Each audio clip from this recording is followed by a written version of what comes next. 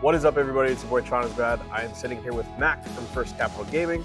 We're here to talk about Magic the Gathering Foundations, the brand new set from Magic the Gathering and Wizards of the Coast. It's a set that brings back the old players and brings in the new players of laying the foundation of how to play and the game that we love most, Magic the Gathering. They came out with an entire spread of beginner product that avid players are used to opening up, like collector boosters, play boosters, the brand new beginner box, bundles, a whole new starter collection, and of course, pre-release kits, which we were doing this weekend. Which leads me to my next part, Mac. Yeah. What was the first pre-release that you ever played? My very first pre-release was Cons of Tarkir. Okay, so I'm assuming that you're excited for Return to Tarkir. I am super excited about Return to Tarkir. Can't wait for that. Yeah, Return to Tarkir should be really cool. I remember playing in the Cons of Tarkir pre-release, and I was kind of like, not in a negative way, but like buying and grinding, like trading really, really hard to get as many fetch lands as possible. Because that was one of the first, that was the first time that fetch lands got reprinted. Yeah. So I was what I call a bad Magic player at the time. Oh no. I traded all my fetch lands because I was like, this is a horrible card. Why would I pay one life to go get a basic land? Right. And then like 6 months later, when I had gotten pretty competitive into it, I was like, why did I do that? Yeah, I got a fetch ton of lands. boost boxes. That's good. I mean, we all love cracking packs. My first pre-release was, it was Scars of Mirrodin. Okay. No. Actually, that's a lie. I started playing at the end of Scars of Mirrodin. My first ever pre-release that I ever played in was Innistrad. Original Innistrad. So I'm excited for Innistrad Mastered coming out eventually. That's going to be a lot of fun. I love Innistrad It's playing. hands down, still to this day, holds up as one of my favorite sets to draft. It is so fun. I mean, I love Liliana. I'm a big black player, as you know. Usually black X. Usually around Jund. Right. Oh yeah, the first time that we ever played, you were playing in Jund deck. Yeah. So that has always been a huge plane for Jund. Liliana is in there usually. Right. There's just a lot of reanimation usually in Innistrad. Just fun Speaking of Liliana, Liliana has kind of your like go-to card. It's Rise of the Dark Realms, which is reprinted in Foundations, and now that's a standard card. And these cards in Magic the Gathering Foundations are going to be standard for the next 5 years. It's crazy. I also remember when that card was in standard. Along with Muldrotha, which is also in this set. I jammed Sultai during that time. Yeah, there's a lot of really cool stuff that you can do in Foundations. Life gain, draining gain. There's also, I found out last night in pre-release that there's a 2-card infinite combo with that, which is kind of wild. One of them is a common, the other is one of the mythics. But enough of that. The entire reason why we're here today is because we wanted to focus on Jumpstart. Jumpstart is one of the products that Magic came out with, where you can just pick out 2 packs, shuffle them together, and just play against one of your friends. It's a great way to be able to introduce new players into the game, to teach them how to play, or old and returning players. You could just shuffle up and play, you know what I mean? You can just grab 2 booster packs, and that's exactly what we're going to do today. So Mac and I are going to go set up in a corner over there, and then we're going to just jump right into it, all right? All right, everybody, welcome over to our beautiful play area. Thank you so much, First Capital Games, for allowing us to do this. So like I said, Mac and I are just playing some Foundations Jumpstart, where you just take 2 packs, you crack them open, see what you get, and you shuffle out and play. And I got Angels and Vampires. What'd you get, Mac? And I got Landfall and Treasure. Very nice, very nice. So I have some black-white synergy, and Mac has some green-black. So literally, I'm just going to shuffle them up. We're going to play just like Richard Garfield intended, sleeveless, and everything is all boxed and not shuffled in the same direction. But we're gonna play a game of Jumpstart to show you all what some of these decks can do. Unsleeved, bring back some tabletop. For real. You know what? I didn't check. I actually didn't check to see if any of these decks have MDFCs. I will say what MDFC is on the screen somewhere. But they're basically just flip cards. So we don't need any sleeves right now because I didn't see any. I didn't see any either. Otherwise, you would need sleeves. Yeah, of course. All right. Let me just get a dice real quick because I totally forgot that immediately. Maybe you decided to go first. Yes, we do. Thank you for the First Capital Gaming dice bag that has a Foundations logo on the other side. All right, even or odd? That is a 1. I will be on the play. Sounds good. All right, good luck, buddy. Good luck. I haven't played Sleepless in so long. Me either. This is honestly pretty great. Okay, let's see. I don't think that I can actually keep this at all. I don't have any early plays.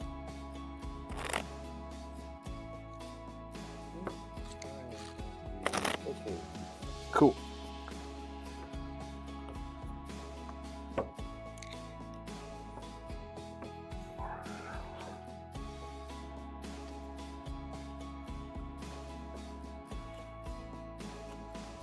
Okay, I'm gonna take a mulligan, and since we're playing Jumpstart, I'll just keep the same 7. All right, I will go on the play, and I will play a swamp, and then I'll play a blood fountain. When it enters, I create a blood token. I'm gonna use this as my blood token. Go ahead. I will take that draw. Now a blood token allows me, it's an artifact with 1, tap, discard a card, sacrifice this artifact, and draw a card. Go ahead. I'm gonna play Vault of Whispers. No problem. No. An artifact land. Artifact lands. Those are banned in Modern. Alright. Not I will play this Plains. Let's see. I will play Scourge of the Undercity. It is a 2-mana 2/1 with lifelink. Whenever Scourge of the Undercity enters, another target creature you control gains lifelink until the end of the turn. I have no other creatures, so nothing has lifelink. I will just pass.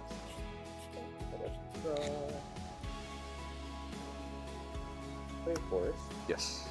I'm going to cast this Shambling Ghast. Gotcha. If it dies, I get to choose one. Target creature in opponent controls gets -1/-1 until end of turn, or create a treasure creature.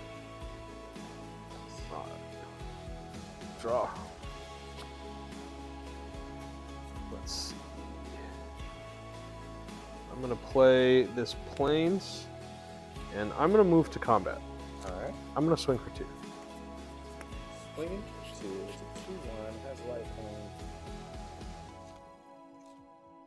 I get super accelerated here if I just get the charge.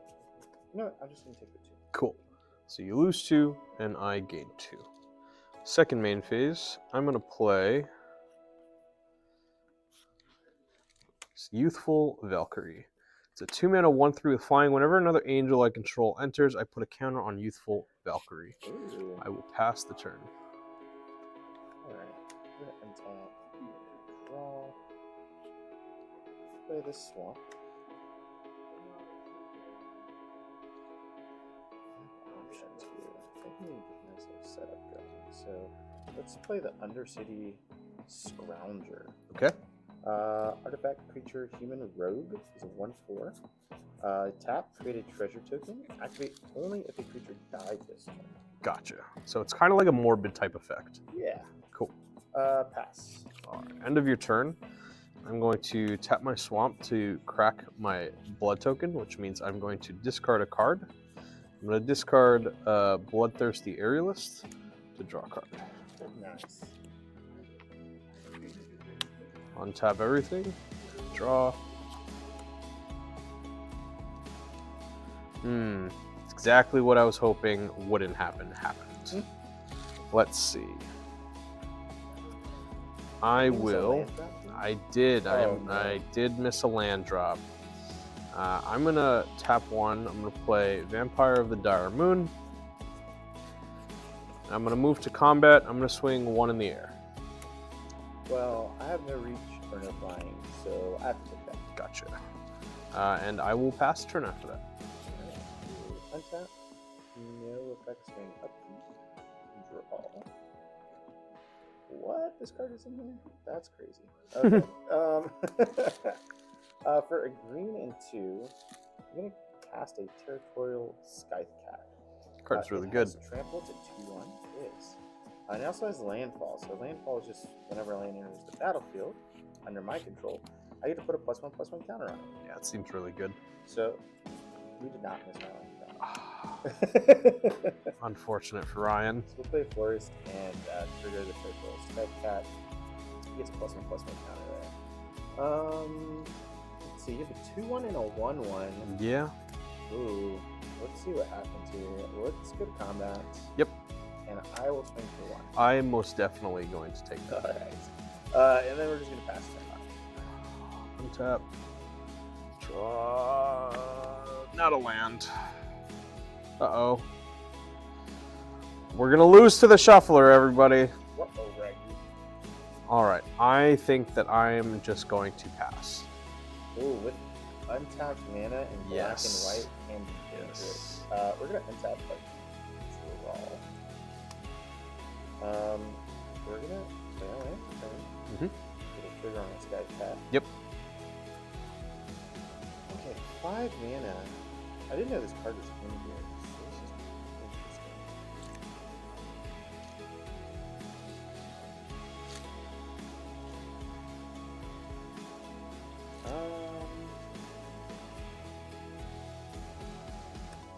For 3 colors and a black. Oh, Pitless Plunderer. Yeah. Nice. Pitless Plunderer. Wasn't that card like super expensive because of Commander? It was so It's so funny. It's been reprinted quite a bit here recently, though, which is nice. Nice. So yeah, we've got some things here. So I have a 4/3. I will move to combat. Yep. And we're gonna swing with our cat and the zombie. All right. I'm going to move to blocks. Okay. I'm going to block the cat with my Vampire of the Dire Moon. It does have Death Touch. And I'm going to block the Shambling Ghast with my 1/3. Okay. Now, a good point to make right now is that Magic actually changed the way that blocks and assigning damage works. Mack, did you want to explain? Yeah, so essentially what happened here is, in this situation, we just have one-on-one blocks, right? But if, for some reason, I did that, right. What would happen? So, so now what would happen is that the attacker assigns the damage, can assign the damage whichever way they like. However, in the past, we would move directly to that step, and then you would have an opportunity to respond, right? Right. Now, you have to decide whether or not you're going to pump your creatures prior to me assigning damage to the creatures. We no longer order blockers anymore as well, which used to be part of the rules as well, where the attacking player orders which blocks first and vice versa. But now it's going to assign the damage, right? So in this case, I could assign 1 here and 3 here, or 3 here and 1 here. Okay, so let me get this straight. Basically, what it means is if I'm gonna double block, I'm not ordering my blockers. They're just both being blocked. You pick how much damage happens, correct, and I have the opportunity to respond with any kind of like pump spells. Prior to the damage being assigned. Yeah. So cool. Once we move to assigning the damage, you don't have an opportunity. Okay, cool. So it all has to be before damage. Correct. Nice, awesome. Well, I'm not blocking with 2 because this has Death Touch. Yep. And I will assign my, I will declare blocks like that. Okay. So yeah, I have no effects. Cool. So this will trade. I will take how much damage over? 3 damage over. So I'll take 3, 1, 2, 3, but I'll also gain 1 because of lifelink. And then your Shambling Ghast will die. My Shambling Ghast will die. So now I have some dive triggers. Correct. Right? So I have one with the Shambling Ghast itself. We have an Undercity Scrounger trigger and a Pitless Plunder. So with the Shambling Ghast, I'll just go ahead and give the -1/-1 to Yep, life I should have blocked with my 2/1 to gain me 2 more points of life. And this I don't have to activate immediately. Correct. As long as it's before the end of your turn. Yeah. This we'll get a little treasure token. This creature line died. It says treasures. 2. You do. So 2 creatures like that.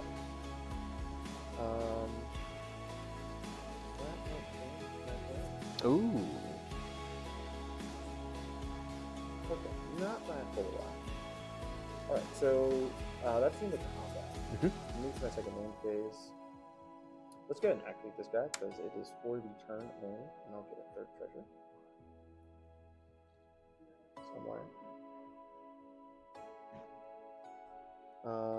And then I'm gonna use this forest as a colorless, and I'm gonna use 2 of these treasures. So we're gonna go down to 1 treasure.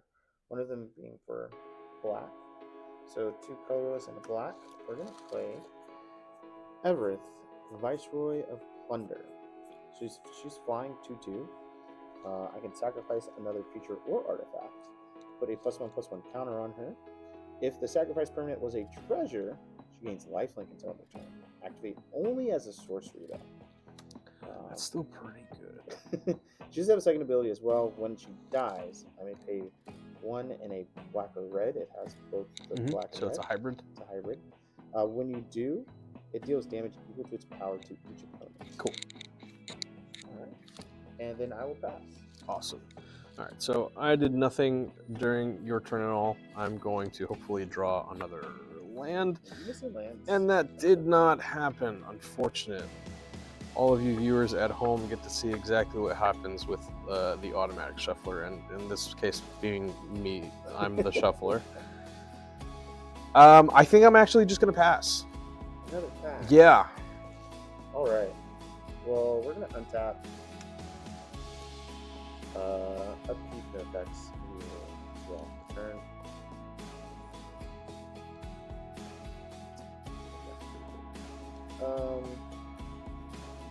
For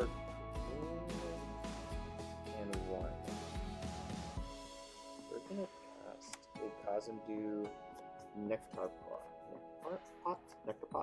Nectar Pot. It's a 1/3 insect with landfall. Whenever a land enters the battlefield under my control, You gain I a life. life. Oh no. Guess what I have? A land for turn. Oh, no way. We'll gain 1 life. Alright, now for 5. I think I'm gonna do a thing here. I definitely think that Mack is just going to pummel me. We're gonna sack my treasure. Gotcha. And I'm gonna cast Contact Kill. Ooh. Yeah, so we're gonna destroy target creatures, Yep. and I'm gonna create 2 treasure tokens. Gotcha. This is whenever one I control. This is if one dies turn. Wording is important. As one of my favorite creators says, reading the card explains the card. So since a creature died this turn, I'm gonna activate this to create A treasure. a treasure. Alright. And then we're gonna activate her ability here by sacrificing one of these treasures. Put a +1/+1 counter on it. She will also have a life link until end of turn. There's a 3/3 fire. And swing for 4. Gotcha. And you'll gain 3. All right. And I'll pass turn. All right, let's see. Back in the game. There Hey, you go. we got a 4th land drop. I will play Nazar, the Velvet Fang. It is a 3/3 with menace. Whenever I gain life, I put a feeding counter on Nazar. Whenever Nazar attacks, I may remove 3 feeding counters from it. If I do, I draw 3 cards and I lose 3 life. I will pass the turn. That is a very vampire thing. It's a very, very good card. Alright, we're gonna top deck in here. We're hellbent.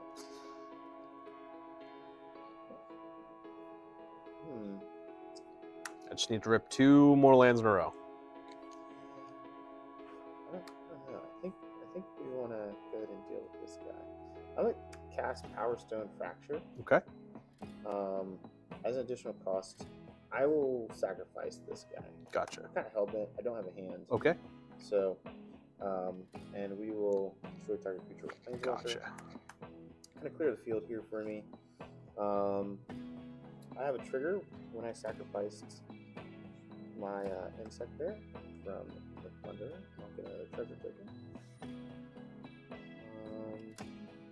I don't know that I need to activate this turn. I do want to activate this though. So we're going to go down to 2. Put another +1/+1 counter on this. I'm going to take a bunch of damage. I'm going to take 6. 4, 5, 6. And I'll gain 4. Okay. I'm going to pass that I'm turn. definitely in a position. I'm going to draw a card.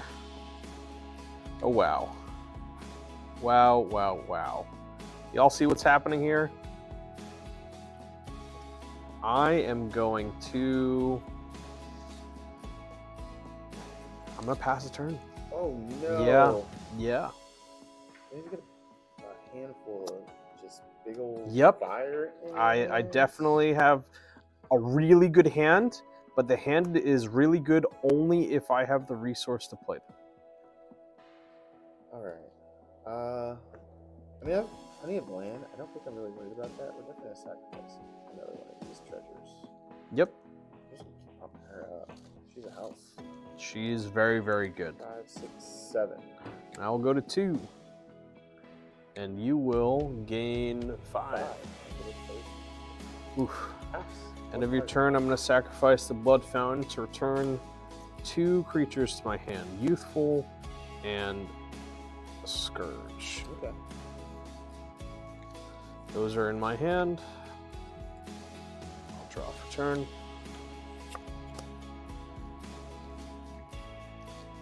Alright, what I'm going to do is I'm going to play that Youthful Valkyrie and play that Scourge of the Undercity, and I will pass the turn. Very nice. Scourge is a 2/1 life. Correct. Draw.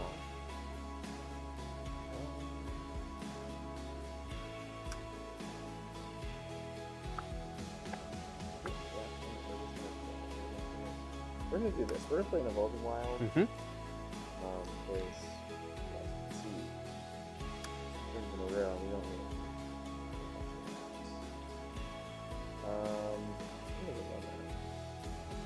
Let's go ahead and sacrifice our last treasure here.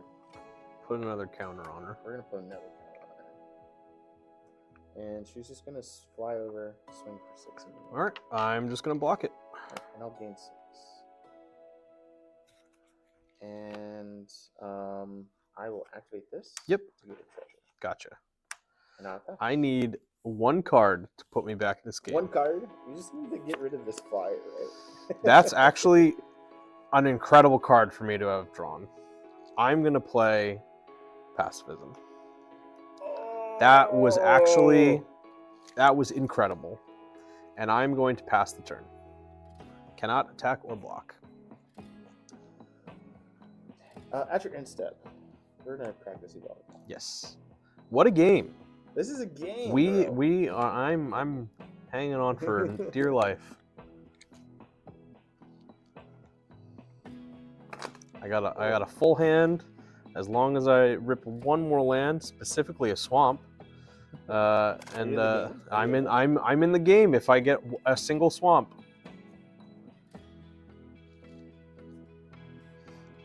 All right. You can check that. You're good. We're gonna untap. I'm just gonna attack. I need to sacrifice on it. Draw.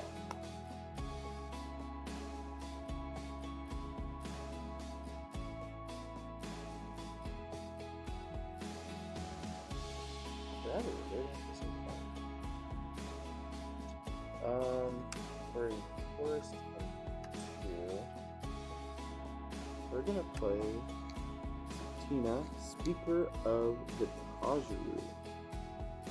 So, for 2 colors and a green, this is a legendary creature, Elf Scout. When it enters, I get to search my library for a basic land card, put it onto the battlefield tapped, then shuffle. That does not count as my land for turn. Mm-hmm. And then when it attacks, I may return a land I control to its owner's hand. When I do, put a +1/+1 counter on target creature. That's a pretty good landfall card. It is a very good landfall card. We're just gonna go get another forest. It'll come in tapped. It'll bring out my land. It feels so horrible because I have no lands. You have all the lands, but somehow I'm alive at 2 health right you now. are alive at 2 health. Just need a sack outlet for this guy over here. Do some correcting. Yeah, that would be good. All right, there we go. You're good. I'm gonna move to combat. Okay.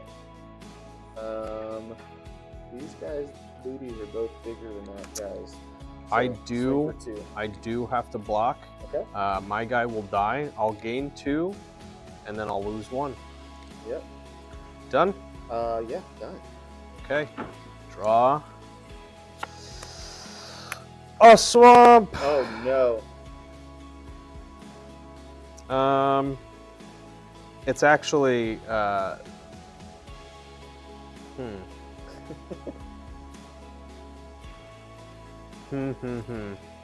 think I have a play, but I don't have a win yet. I'm just gonna pass.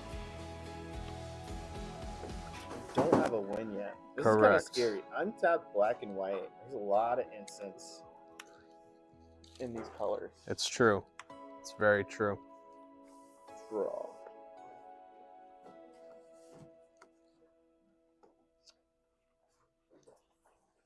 That's kind of crazy. Uh-oh. I'm gonna play a swamp Yes. as my land for turn. Yep. I'm going to cast a ruthless. Oh no. I will respond to you casting that. I'm going to play Urge to Feed, and I'm going to give your 3-drop -3/-3. Okay. When this dies, this will trigger Pitless Yes. Thunder, and I will get a treasure token. Yes.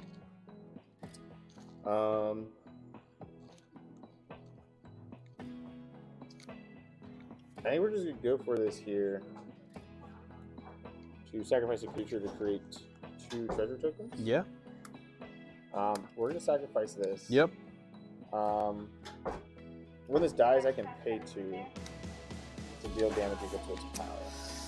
GG's. GG's, brother. Yep. I had no way. I was so behind man. because of my land, but basically, everybody, that's it happens. This is a game of Magic. Nothing to be upset about. You just play more games. But if you want to play Jumpstart, make sure you go to your local LGS, pick up some Magic the Gathering Foundations Jumpstart boosters.